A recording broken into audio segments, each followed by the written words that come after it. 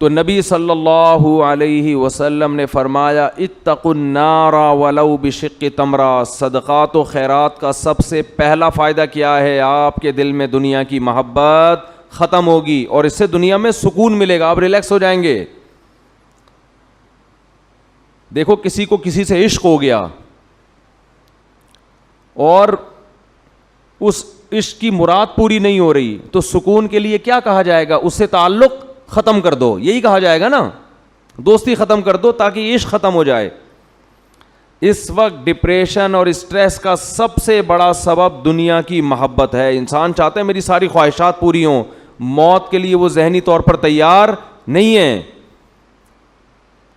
تو اس کا حل یہ کہ اس محبت کو ختم کرو۔ مسافر خانہ بول بول کے ختم کرو، مسافر خانہ ہے بھائی، مر جائیں گے، آج نہیں تو کل مریں گے، وہ فلاں مر گیا تو اللہ مغفرت فرمائے، سب نے مرنا ہے بھائی، بس تو مر گیا تو کیا ہوا، آج ہم نے، کل ہم نے مرنا ہے، کل آپ نے مرنا ہے، سب نے مرنا ہے۔ قبرستان تو ایسے ہی آباد ہوں گے۔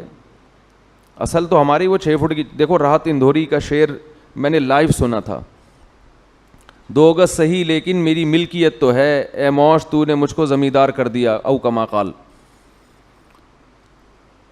کہ 2 گز صحیح ہے اور میری ملکیت تو ہے نا۔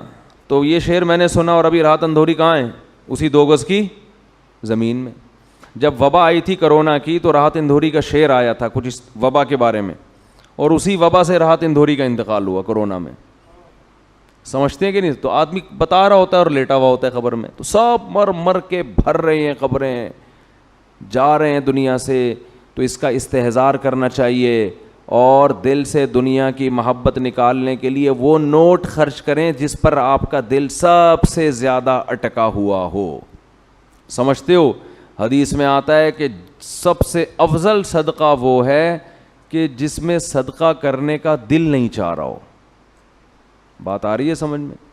صدقہ کرنے کا، بولو بھائی، دل نہیں چاہ رہا ہو، وہ نکالو جیب سے۔ اور صحابہ یہ بھی پوچھتے تھے کہ کہاں خرچ کریں؟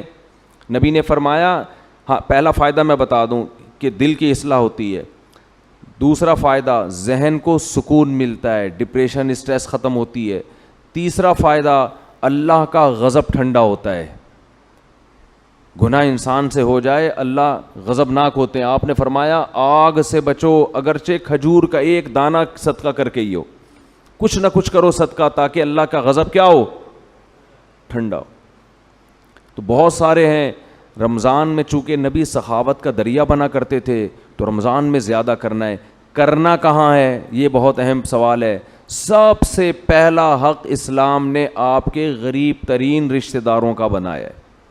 آج کل غریب لوگ مارکیٹ میں اویلیبل ہیں نہیں، پہلے میں یہ بتا دوں، آپ غریب تلاش کرنا مشکل کا ہیں، لیکن اتنے آسانی سے نہیں ملتے، اس میں فراڈی زیادہ ملتے ہیں۔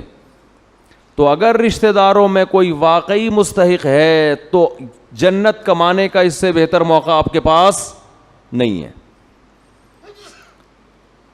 اور رشتہ داروں کو تو ویسے بھی ہدیے دے دیا کرو بھائی، بہن بھائیوں نے آپس میں پیسوں کے تبادلے چھوڑ دیے، دعوتیں ہو رہی ہیں جن کا کوئی فائدہ نہیں ہے، بلا کے اتنا قورمہ دیکھ پکا کے سب کو کھلا دیا، وہ پہلے اپنے گھر میں نہیں کھا رہا کیا بیٹھ کے؟ پیسوں سے جتنی حاجت پوری ہوتی ہے کسی کی، اتنی دعوتوں سے پوری نہیں ہوتی، تو پیسے دو بھائی ان کو۔ رواج ہی ختم ہو گیا کہ بھائی اپنی بہن کو لفافے میں ڈال کے پیسے دے دیں۔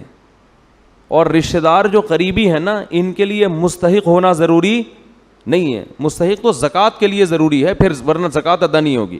ویسے صدقہ دینے کے لیے سامنے والے کا مستحق ہونا ضروری نہیں ہے۔ اپنے قریبی رشتوں کو آپ ہدیے کے نام پہ لفافے میں پیسے ڈال کے دے دیا کرو۔ یہ چیز ہمارے معاشرے میں ختم ہو رہی ہے۔ تہادوا تحابوا، آپ نے فرمایا ایک دوسرے کو ہدیے دیا کرو، اس سے محبت بڑھے گی۔ بجائے دینے کے کیا کر رہے ہیں؟ الٹا کھا رہے ہیں۔ تو سب سے پہلا حق کس کا ہے؟ قریب ترین رشتہ داروں کا، پھر دینی مدرسوں کا، پھر اور جو بھی اللہ نے آپ جو بھی خیر کے کام ہیں، ہسپتال ہیں جو اچھے کام کر رہے ہیں، کہیں بھی جہاں آپ کا دل کھٹکتا ہے۔ لیکن اتنی بات ضرور ہے کہ اللہ نے جیسے ایمان والوں کی یہ صفت بیان کی کہ یہ نماز پڑھتے رہتے ہیں، اسی طرح اللہ نے بتایا کہ ان کی جیب سے اللہ کے لیے پیسہ نکلتا رہتا ہے، اور یہ پیسہ آپ کی جیب سے نکل کے ضائع نہیں ہو رہا، اللہ کے بینک میں انویسٹ ہو رہا ہے، اللہ کی تجارت میں انویسٹ ہو رہا ہے۔ اللہ فرماتے ہیں کہ اللہ سخی ہے، وہ بہت زیادہ اس کو بڑھا چڑھا کے دے گا۔ اس کی مثالیں دی، کمثل حبۃ، جیسے گندم کا ایک دانہ، اس میں آپ کو لاکھوں دانے نظر نہیں آئیں گے، لیکن آپ زمین میں بوئیں تو ایک ایک دانے سے کیسے لاکھوں لاکھوں دانے پیدا ہوتے ہیں۔ تو ایسے ہی اللہ مسلمان کے صدقات و خیرات کو پھیلاتا رہتا ہے اور بڑا کرتا رہتا ہے اس کو۔